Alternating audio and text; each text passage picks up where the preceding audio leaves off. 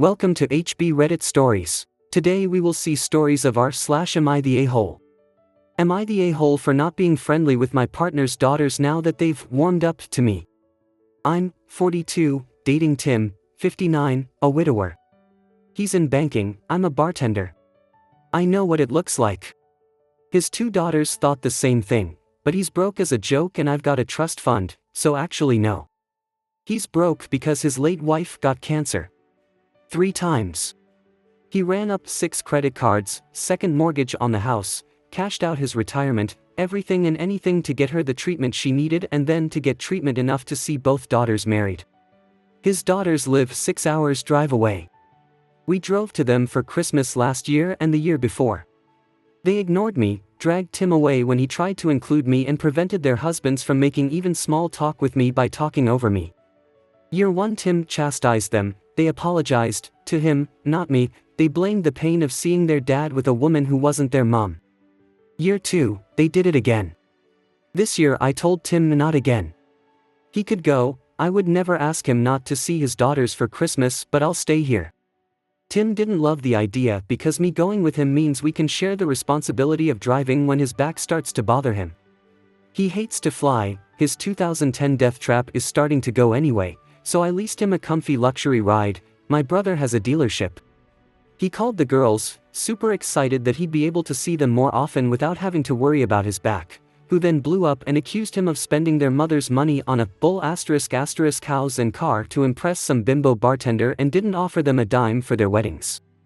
In the ensuing argument it came out that they assumed there had been a life insurance policy, nor did they have any idea about the credit card debt or the second mortgage that the house was underwater on or that Tim was looking at foreclosure and bankruptcy until he moved in with me. They did not realize it was my house, that he pays no bills save the water bill, man takes excessive showers, and shared groceries. Now the girls want my number. They are sorry I felt lonely at Christmas. They want to come visit and stay with us next year. Conveniently in summer, I live near a beach. I've told Tim absolutely not about giving out my number. I'm happy to be polite if they come to visit Tim, but we're not going to be friends. If they had talked to me for even 2 seconds they'd have understood. I am not shy about admitting the only thing I have ever contributed to my blessed financial state is not developing a crippling coke addiction like my cousin Danny did. Tim thinks I'm being too unforgiving. They would have warmed up to me eventually, but knowing how generous I am being with their father has made them warm up quicker. I maintain I don't care about now or later, they had their chance to not be catty brats over incorrect assumptions that I was taking advantage of him. Top comments. Info: did your partner ever do anything to correct these assumptions or was he keeping up the lie to save face? OP replies: yes and no. Yes, because I don't believe Tim had any idea the girls weren't aware that it's my house. I've heard him refer to it as my house to the girls. I also had heard him tell them I worked as a bartender for fun, that I don't need to work. No, because Tim is 1, prideful and 2, protective of them. He shielded them from what was going on behind the scenes so that they could spend as much time with their dying mother without being worried about him. I know he mentioned some things about the move helping him when he first told them he was moving in with me, but the argument was the first time he actually laid everything out to them in no uncertain terms about the house and the debt and cashed out 401(k)s. I'm probably giving him the benefit of the doubt because I love him, but I think he thought they would figure things out without him having to spell it out and that their coldness to me was solely because I'm not their mom and they miss her so much. Not the a-hole. You don't owe them a damn thing. That being said, they are his kids and you gotta consider that if you don't extend an olive branch that means he will be pulled in the middle and eventually push will come to shove. Is that something you're comfortable with? OP replies: you make a good point and I don't know. Right now I'm like, sure I can go back to doing my own Christmas with my cast of characters, did that for years before Tim and I got together. But what happens with birthdays? His 60th is coming up, that's a biggie. What happens when the girls have kids and he wants to go there more often? I asked Tim to move in with me so he'd have less stress in his life, not more. Considering that the daughters knew nothing at all about their parents' financial state before you arrived, it's safe to assume that they did not regularly have conversations with their parents about planning for end of life, etc. It's hard to say who is the a-hole without knowing if your partner ever corrected their assumptions that you were being supported by him. It could be concerning as an adult to see your parent making extravagant purchases for/with a partner. You say you know what the situation looks like to outsiders, so why would you not be understanding of them thinking it is what it looks like? So my question would be, did your partner ever tell them that they have things backwards, and that he doesn't support you financially at all, and in fact you support him? Opie replies, considering that the daughters knew nothing at all about their parents' financial state before you arrived, it's safe to assume that they did not regularly have conversations with their parents about planning for end of life, etc. Correct. Tim didn't want them to worry about him when they were losing their mom. As for your question, he set them straight during the argument, once he realized that they had it backwards. That was really the first time it had been aired out. You say you know what the situation looks like to outsiders, so why would you not be understanding of them thinking it is what it looks like? Because they aren't outsiders. They had opportunities to talk to me and get to know me. This whole thing could have been avoided if they'd said more than hi and bye in 2022. Next story. Am I the a-hole for walking out of my sister's baby gender reveal party? My sister, 37F, is expecting her first child and she decided to throw a gender reveal party to find out if they were having a boy or girl. We're not that close. She's a decade older than me, 27F, and we're very different people, so it's not a great combo. Plus my sister can be kind of spoiled and entitled. But still we're family and I knew my family would expect me to be there for this occasion, so husband was also invited, went. Some brief background. I have been pregnant 4 times but I have no living children. 3 ended in miscarriage. 1 ended with my baby being stillborn. My stillborn child should be 1 now. But we don't get to see them grow up. My husband and I have taken a break to heal so we can be healthy parents if we are lucky enough to have more children. When we got there it looked very much like they knew they were having a girl. There was so much pink. So much. No blue. Which left us wondering why the gender reveal. When the time came for the reveal everyone found out my sister is expecting a boy. Her reaction was the reason I left. She got so hysterical and furious and she cursed and screamed that she wanted a girl, she was supposed to be having a girl and who the F was punishing her this way. Her husband looked equally upset by the reveal. I heard him say it was all crap and what a waste. My sister's temper tantrum saddened me and honestly sickened me as someone who would do anything for a child to raise. So we quietly left. But it was noticed. My sister asked what the hell we ran off for without comforting her and I told her I could not. That her reaction was not something I could understand. She told me to save her from the outrage and how dare I judge her when she has every right to be upset her dream is ended and she's now left figuring out what to do with a boy. I told her given the losses I had faced I could not understand and I ended the call. She texted me saying I was a terrible sister. Then my parents called me to say I should have stayed and waited for any feelings until after. They also told me I should just be there for my sister now. That she's going through something I don't understand. Am I the a-hole? Top comments. Not the a-hole. Your sister has some definite entitlement issues and throwing a tantrum like a toddler proves she has yet to grow up and be an adult. Other family members supporting her behavior will only make your sister believe that her narcissistic view on things is right. I'd cut off the lot of them if this is the way they choose to act. Next story. Am I the a-hole for putting my foot down with my family who blamed my fiancé for something my half-sibling said? I'm 25M, engaged to Ash, 25F, and recently we had an incident with my family where I put my foot down with my family and they think I'm the a-hole. So we were all having dinner, mom and dad, half-siblings, mom's kids with her ex-husband, and their spouses, full siblings, and me and Ash. During dinner my parents asked Ash if she'd heard from her siblings recently and Ash said no and she wouldn't expect to ever hear from them. Ash was raised with half-siblings who were older than her but did not like that she existed and made sure she knew she was less than in their eyes for being half. They chose no contact once they turned 18 and cut off their shared dad too. Ash carries some sadness around because of it. She's an only child otherwise and still loves them and sometimes struggled with the little girl inside of her who really looked up to them. But she's working with a therapist to make sure she's doing better mentally. Especially now that she's an adult who has accepted she'll never have a relationship with them.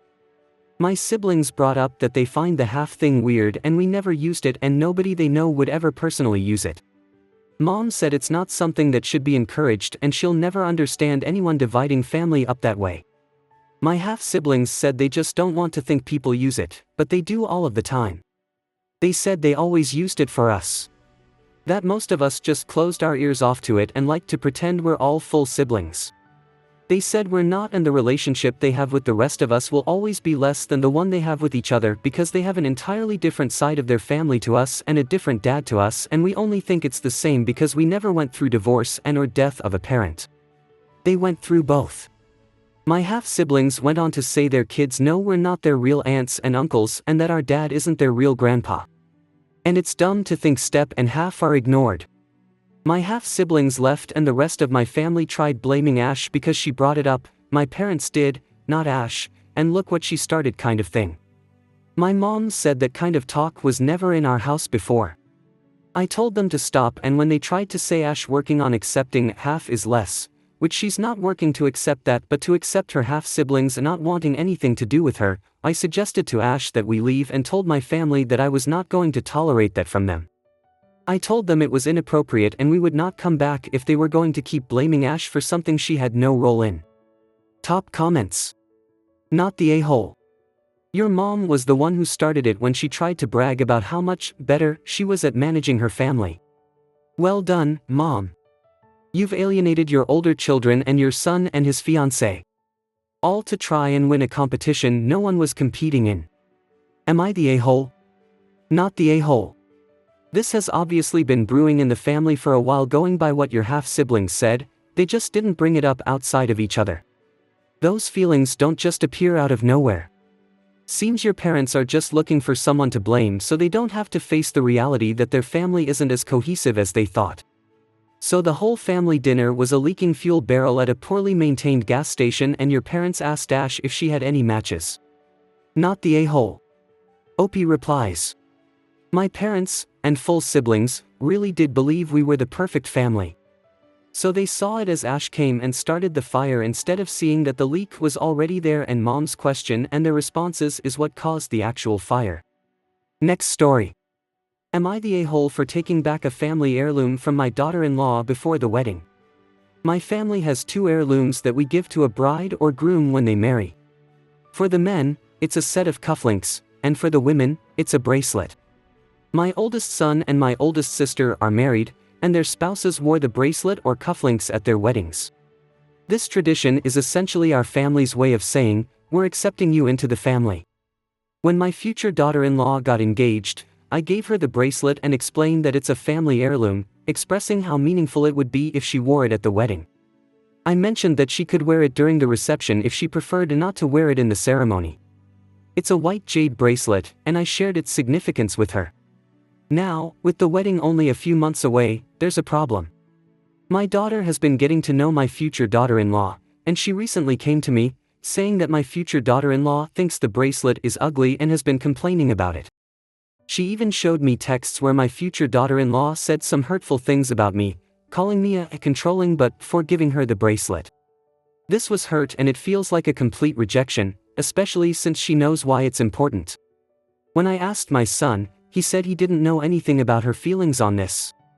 Since she clearly doesn't want or respect the bracelet, I asked for it back. That's when things got messy. She made a big deal about how I was excluding her from the family by taking it back. Now, she's pissed and calling me a jerk. My son also thinks I'm a jerk for taking it back, even after I showed him what she said. People are divided over this, saying that by taking it back, it implies I don't see her as family or trust her with the heirloom. Top comments. Info. If she had simply come to you and said, "Hey, I appreciate the sentiment so much, but this really isn't my style, and I don't want to wear it at the wedding," how would you have reacted? Opie replies. That would have been fine. My own mother didn't wear it but had it on the family table. I probably would have just worn it or asked if my son wanted to wear it. Honestly, not the a-hole. If she truly respected the tradition and the meaning of the bracelet, she wouldn't be talking badly about it or about you behind your back. Heirlooms hold deep meaning, and they're more than just jewelry. She doesn't have to love it, but she could at least appreciate what it represents. Taking it back isn't about excluding her, it's about wanting it to go to someone who understands and values its importance. You're not wrong for wanting to protect something meaningful to your family. Info. So how did your daughter get these texts? Did daughter-in-law tell daughter all of this? Seems fishy. Opie replies. She told my daughter after my future daughter-in-law sent a picture of her gown. Next story. Am I the a-hole for not providing any kind of extra support for my kids' other household? I have 2 children, 11F and 8M, with my ex, and we share physical and legal custody of them. I pay child support because I'm a higher earner than my ex, and the child support is minimal, $150 monthly, but is supposed to help balance things between both homes. My ex is married again and her family has grown. In the house with her are her husband, his 3 children, under 10, and their 2 shared children, under 5. My ex and her husband struggle financially and have attempted to increase child support 5 times in the last 4 years. The courts turned down their request for more child support each time. Twice in front of a judge, and the other times we did not make it before a judge before it was denied. My ex was reminded that child support is meant to provide for our kids, not for her family as a whole. My ex argued that the financial burden impacts them, but this was not deemed worthy of a child support increase. They were looking for an increase to make it $800 a month. My ex has independently asked me to give her $50 here and there, or to buy stuff for the other children in her home. This happens even when our children are in my home. I always say no. I have told my ex that I am not responsible for supporting her other children and will never provide for them financially. Recently this became a more intense issue on their side because our daughter's birthday and her youngest stepchild's birthday are a week apart, and our daughter had a great time and got gifts at both my house and her mom's, and she had a big birthday party that I hosted. While my ex's stepchild didn't get much and had no party, they could not afford one. I had been asked twice to send some gifts for the other child. My ex also wanted the other kids invited, my daughter didn't, so they weren't invited. It pissed my ex off. But then her stepkids' lunch accounts went into the negative days after the birthdays were both over, and since I topped up our kids, she wanted me to do it for her stepkids, and I said no again. She called me a monster and asked how I could live with myself knowing my children's other family are struggling and are literally drowning in financial difficulty, and I could help out but choose not to. Am I the a-hole? Top comments. Is it possible to have the kids live with you? What she is doing sounds very manipulative. I truly hope this doesn't turn into a situation where it is making your children feel bad or even make the stepchildren resent your children over time. As much as I am for helping any child, you are in the right to not feel obligated to take care of someone else's child. Not only that, she is sure acting entitled about the situation. I would save these messages and see what can be done to make things not just easier on you but the children. If you can, it sounds like they just need to live with you instead. Opie replies. It is not possible for the kids to live with me full-time as of now. In the future they could decide to. But at their age and with these circumstances in place, it would not win me custody in court. Why in the world does your ex think you should be supporting somebody else's children? They should have had their finances in order before expanding their family. Kids ain't cheap. Opie replies. She believes the connection to our children is enough of a reason for me to do it. Not the a-hole, and thank you for listening to your daughter when she chose who to have at her party. Sounds like she finds it a relief to get a break from her step-siblings, which is true for a lot of children. If you cannot get full custody, is there anything else you can do to help your children? Like maybe if they have an interest, you could pay for them to go to a summer camp for it so they can get a break? It sounds like their time at their mother's house is really stressful, so any extra time you can get them out is probably better for them. Opie replies. Yes, they normally enjoy being away from their step and half siblings and getting a break from them where it's just the 2 of them and they have more space. I do pay for extracurricular activities for my children, which gives them an outlet at both homes. Summer camp isn't as easy, but I try to help where I can. I hope you guys liked this video. If you did, make sure like, comment, share and subscribe the channel HB Reddit Stories.